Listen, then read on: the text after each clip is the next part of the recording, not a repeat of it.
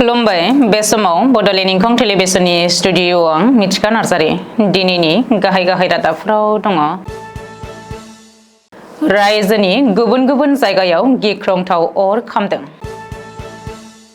दिवालीनि हराव गुवाहाटीयाव गिख्रंथाव लामा जाब्रबथायजों सानै लाइमोननि जिउ खहा। संग्रा गेसनि बेसेना बांदों। जम्मू काश्मीरनि बीजेपी एमएलए देवेंद्र सिंह राणाया रुंसारि जाबाय। तामुलपुर फरायसालिमाया नाक इन्सपेक्शनाव बी ग्रेड मोनदों। काजिरङायाव 2024-2025 दावबाय बोसोरनि थाखाय मैदेर साफारि जागायबाय। पाकिस्तानाव बमा बेफ्रुनाय जाथाय, 4 सुबुंनि जिउ खहा आरो 15 जखम। ग्रेसी नन्दिया मिस शिलं 2024 मुकुट देरहासार जानो हादों। उपेरा बिसायख'थिनि सिगां पुलिसा सामागुरि बियाबाव 1 लाखनिबो बांसिन रां जब्द खालामदों। लामदिं बदरपुर रेल लामायाव गंसे मुवा रोगाग्रा ट्रेना डिरेल जादों। सिलचराव मोननै जायगायाव अर खामनाय जाथाय। आसाम पुलिसनि 4 केन्द्रीय गृह मन्त्री दत्ता पदको मोननो हादों। दानिया फैदोनि आबुं रादाबाव।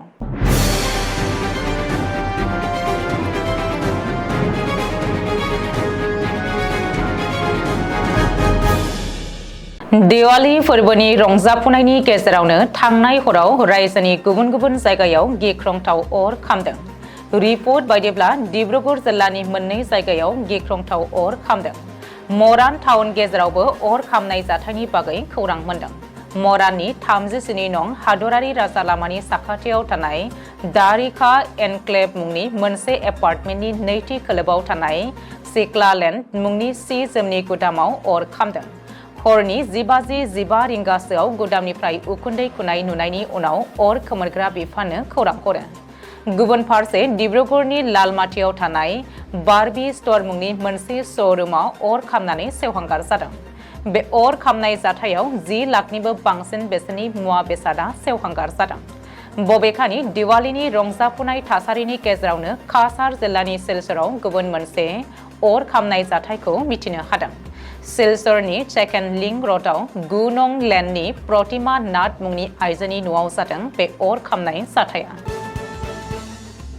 दिवालीनि हराव गुवाहाटी नोगोरमायाव गिख्रंथाव लामा जाब्रबथाय। बे लामा जाब्रबथायाव सानै लाइमोन सेंग्रा सिख्लाया जाथायसालियावनो जिउ गोमादों। बेनि अनगायैबो गोब्राब जखम जानाय गुबुन सानै लाइमोनखौ गुवाहाटी मेडिकेल कलेज हस्पिटालाव एडमिट खालामनाय जायो। नोगोरमानि खानापारायाव गंनै स्कर्पिय' गारिनि मोगा-मोगियाव जादों बे गिख्रंथाव लामा जाब्रबथाया। रिपर्ट बायदिब्ला गंसे गोसोम आरो गंसे गुफुर गाबनि स्कर्पिय'आ मोगा-मोगि सौग्रावलायदों। जाउनाव गोसोम स्कर्पिय'आ रेलिं सिफायनानै फुट ब्रिज सायाव गाखोहोयो। बेनि उनाव गाहायाव गोग्लैफैफिनो। बबेखानि सानथाम सिगाङावसो श'रुमनिफ्राय गोदानै दिहुननानै लांदोंमोन गोसोम स्कर्पिय'खौ। गंसे बारनिफ्राय ओंखारबोदोंमोन गोसोम स्कर्पिय'आ। लाइमोनफोरनि आखायाव बारनि एन्ट्र'टेग दङमोन। इउ टार्न लानाय समावनो बे गिख्रंथाव लामा जाब्रबथाया जादों। दिवाली फोरबोनि रंजाफुनाय समावनो संग्रा गेसनि बेसेना बांदों। दिनैनिफ्राय गोहोम गोग्लैनाय बायदियै संग्रा गेस सिलिन्डारनि बेसेना बांदों। संग्रा गेसनि बेसेना दिनैनिफ्राय गंफ्रोमबो सिलिन्डाराव 62 रां बांदों। नाथाय 19 केजि लिरथायनि गेस सिलिन्डारनि बेसेनाल' बांदों। 14 केजि लिरथायनि न'आव बाहायग्रा सिलिन्डारनि बेसेनाव जेबो सोलाय-सोल' जायाखै। आइअसिएलनि वेबसाइटआव फोसावथिनाय बायदिब्ला दिनै 1 नभेम्बर 2024 निफ्राय गेस सिलिन्डारनि गोदान बेसेना गोहोम गोग्लैबाय। मख'नो गोनांदि दानफ्रोमबो गिबि सानखालि संग्रा गेसनि सिलिन्डारनि बेसेनखौ थि खालामनाय जायो। थाव कम्पानिफोरा गावसोरनि खरसा आरो बेसेन बांनायखौ नोजोर होनानै एलपिजि गेस सिलिन्डारनि बेसेनखौ दानफ्रोमबो थि खालामो। बबेखानि गोदानै बेसेन थि खालामनायनि उनाव गुवाहाटी नोगोरमायाव 19 केजि लिरथायनि सिलिन्डारनि बेसेना 1940 रांनिफ्राय 2001 रां जाबाय। मिरुनि मन्त्री जितेन्द्र सिंहनि फंबाय आरो नागरोथा विधानसभा बियाबनि एमएलए देवेंद्र सिंह राणाया बृहस्पतिबारखालि रुंसारि जाबाय। भारतीय जनता पार्टीनि दैदेनगिरि देवेंद्र सिंह राणाया फरीदाबादनि गंसे देहा फाहामसालियाव रुंसारि जादोंमोन होननानै मिथिहोदों। मख'नो गोनांदि सासे फालांगियारिनिफ्राय राजखान्थिगिरि जानाय राणाखौ पार्टी आरो ओनसोलनि सिङाव सासे मख'जाथाव सुबुं महरै मानिनाय जायोमोन। बीजेपीनि सोद्रोमाफोर आरो दैदेनगिरिफोरा ओनसोलनि राजखान्थियारि जौगानायाव राणानि बेसेनगोसा बिहोमाफोरखौ गोसोखांनानै दुखु फोरमायदों। मख'नो गोनांदि राणाया जम्मु काश्मीरनि राजखान्थियारि थासारियाव मोजाङैनो मिथिजानायमोन। बिथांनि हरखाब रुंसारि जानाया बीजेपी आरो बिथांनि मददगिरिफोरखौ सोमोनांहोदों। थांनाय 22 आरो 23 अक्ट'बर 2024 खालि जानानै थांनाय national assessment and accreditation council एबा नाकनि गिबि खेब नायसंनायनि फिथाइ महरै तामुलपुर फरायसालिमाया बी ग्रेड मोननो हानायाव ओनसोलनि सुबुंफ्रा गोजोननाय फोरमायदों। तामुलपुर फरायसालिमाया national assessment and accreditation council एबा नाकनि नायबिजिरसंनायनि मोन 7 गोब्राब बिथिंफोरनि आनजाद नायनायाव CGPA 2.29 नम्बर मोननो हायो। मख'नो गोनांदि बे मानथाखोआ फैगौ 5 बोसोरसिम सोलिबाय थागोन। गिबि खेब national assessment and accreditation council एबा नाक हानजानि बिजिरनायजों तामुलपुर फरायसालिमाया बी ग्रेड मोननो हानायाव गोजोननायजों फरायसालिमानि गोरायुं डक्टर जगेन बर'आ फरायसालिमा सामलाय आफाद बारग' फरायसा जथुम तामुलपुर नोगोर खुंथाय फोरोंगिरिफोर मावफारिया हानजा फरायसा फरायसुलिफोर जोथोनगिरिफोर गामिनि सुबुंफोर गुबुन गुबुन दोलोनि समाजारि आफादनि मोजां हास्थायग्रा बिथांमोनखौ साबायखर बावहरदों। दोरोङारि मैदेर फुजा होनानै दिनै काजिरङा नेशनेल पार्कआव 2024-2025 दावबाय बोसोरनि थाखाय मैदेर साफारि जागायबाय। आबाद बिफाननि मन्थ्रि अतुल बराया गाहारा हाग्रानि मिहिमुगाव पिथा हास'नानै दिनै बेखेवनानै होबाय मैदेर साफारिखौ। बेबायदिनो बाग्रि रेन्जआवबो दिनैनिफ्राय निजेयारि मैदेर साफारि जागायबाय। रिपर्ट बायदिब्ला गिबि सानाव दिनै गाहारा ओनसोलाव बेलजियाम UK जों लोगोसे देशी बिदेशी सा 30 दावबायारिफ्रा माजि मैदेरनि बिखुङाव गाखोनानै मैदेर साफारि खालामदों। ओरैहाय बागरी रेन्ज आरो गाहारा रेन्जआवबो माखासे निजेयारि मैदेर साफारियाव 150निबो बांसिन दावबायारिफ्रा गाखोदों आरो हाग्रानि जिब जुनारफोरखौ जोबोद खाथिनिफ्राय नायनानै रंजानाय लादों। काजिरङा नेशनेल पार्क अथ'रिटिया डाटा होनाय बायदिब्ला अक्ट'बर दानाव गासै 28,980 सा दावबायारिफ्रा काजिरङायाव जिब साफारि खालामदों। बेनि गेजेराव 28,980 देशी दावबायारि आरो गुबुन 579 साया गुबुन हादरनि दावबायारि। बेनिफ्राय गासै 65,37,515 रां रेभेन्यू बोखांनो हादों काजिरङा अथ'रिटिया। पाकिस्तानाव बमा बेफ्रुनायाव 4 सुबुंनि जिउ खहा जानायजों लोगोसेनो 15 जोखोम जादों।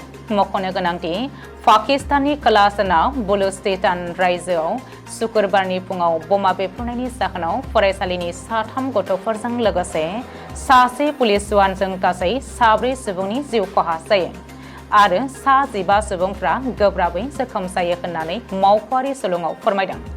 बे जाथाया हादोरसानि मस्टुं जिल्लायाव जादोंमोन।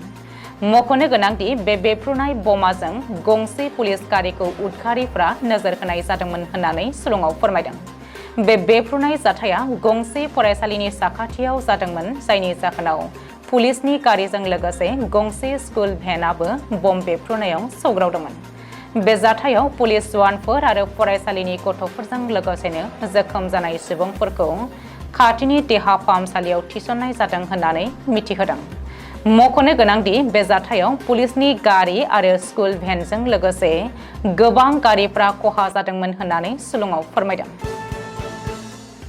मेघालयनि जाखांफुनाय लाइमोन ग्रेसी नन्दिया मिस शिलं 2024 मुकुटखौ देरहासार जानो हादों।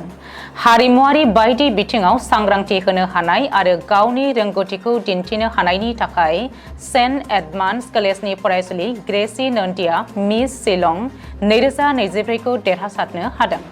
31 अक्ट'बरनि मोनाबिलि समाव जालांनाय अडिशनाव सायख' आफादा ग्रेसी नन्दिखौनो सायख'यो। मख'नो गोनांदि मिस शिलंनि बे बादायलायनायाव जायनो देरहायो बिनोनो 1 लाख रां होनाय जायो। बे मिस शिलं 2024 बान्थाखौ मोननो हानानै ग्रेसि नन्दिया गावखौ जोबोद गोजोननाय मोन्दों होननानै फोरमायदों। 2019 मायथाइयाव गाव गिबि खेब नायग्रा अडियेन्स हिसाबै मिस शिलं बादायलायनाय अडिशनखौ नुजेनदोंमोन आरो बै समनिफ्रायनो गावबो बादायनो नाजागोन होननानै ग्रेसि नन्दिया फोरमायथिदों। नगाव जिल्लानि सामागुरि एलएसि बियाबाव उफेरा बिसायख'थिनि सिगां मडेल कड अफ कन्डाक्टखौ दहाय होनानै पुलिसआ 1 लाखनिबो बांसिन रां जब्द खालामनो हादों। सामागुरि पुलिसआ मिथिहोनाय बायदिब्ला 31 अक्ट'बरनि हराव गंसे गारिखौ सेग्रोमनानै गासै 1,11,800 रां जब्द खालामनो हादों। सामागुरि पुलिसआ बे बिथिङाव रावखौबो एरेस्ट खालामाखैब्लाबो केसखौ नायबिजिरबावगोन होननानै मिथिहोदों। NF रेलवेनि लामदिं बदरपुर रेल लामायाव मुवा बेसाद रोगाग्रा गंसे मालगारिया लाइननिफ्राय गोग्लैनानै डिरेल जादों। NF रेलवेनि सुलुङाव फोरमायथिनाय बायदिब्ला 31 अक्ट'बरनि 4 रिंगासोआव 56/5 नम्बरनि सुरंगनिफ्राय 2 किल'मिटार गोजानाव बे जाथाया जादोंमोन। जाहोनाव सिलचर आरो आगरतलायाव थांनाय एबा फैनाय गोबां हान्थियारि ट्रेनफोरखौ बै लामाजों खारहोनो हायैयाव दोनथ'नो गोनां जादों। गासै गं 8 हान्थियारि ट्रेनफोरा थि समाव सिबिथाय होनो हायाखै होननानै मिथिहोदों। सिलचरनि मोननै जायगायाव गिख्रंथाव अर नांनाय जाथाय। बे जाथाया जानीगन्जनि मोनसे खुन आरो सेन्देल दोनथुमग्रा गुदाम आरो सिलचरनि सेकेन्ड लिंक र'डआव जादोंमोन होननानै सुलुङाव फोरमायदों। बे जाथायखौ बेफ्रुग्राफोरजों खामनायनि सन्देह खालामनाय जादों। बबेखानि बे जाथायनि बागै काछारनि एसपि नमल माहाताया फोरमायथिनाय बायदिब्ला लामायाव काली फुजा फालिथायनि मोनसे पेन्डेलनि जाहोनाव अर खोमोरग्रा गारिफ्रा हाबनो गोब्राब जादोंमोन। अब्लाबो नाथाय गोजौ थाखोनि पुलिस मावख'गिरिफोर तारापुर ONGC आरो गुबुन एजेन्सिफोरनि अर खोमोरग्रा गारिफ्रा जाथायखौ रैखाथि होदोंमोन होननानै मिथिहोदों। काछारनि एसपि नमल माहाताया बे जाथायाव सासेबो सुबुंनि जिउ खहा जानाय आरो सम्पतिनि खहा जानायनि खौरां मोननाय जायाखै होननानै मिथिहोदों। आसाम पुलिसनि IGP पार्थ चार्ति महंत आरो एसपि कल्याण कुमार पाठकमोनजों लोगोसे साब्रै फारियै लेस नायक एमान्ता कसारी, UB कन्स्टेबल राजकुमार कायबार्तामोनहा गावसोरनि बाख्नायजाथाव खामानि मावनो हानायनि थाखाय नखर बिफानि केन्द्रीय गृह मन्त्री पदकखौ मोननो हादों। मख'नो गोनांदि बिसोर साब्रैबो आथिखालाव आसाम पुलिसनि स्पेशेल टास्क फर्सनि मावथि महरै खामानि मावगासिनो दङ। दिनैनि रादाबा एसेनोसै। गोजोन्थों।